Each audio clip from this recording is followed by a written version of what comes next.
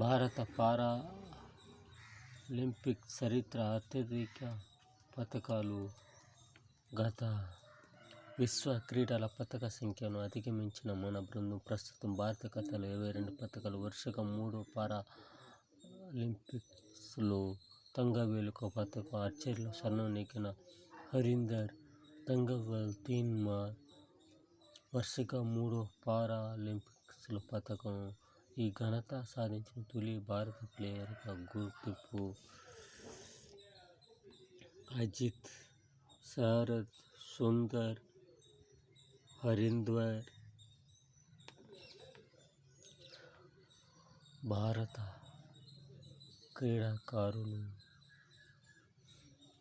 ముందంజలో పోతూ ఉంటారు. పోయిన సంవత్సరం కన్నా ఈ సంవత్సరం కొంచెం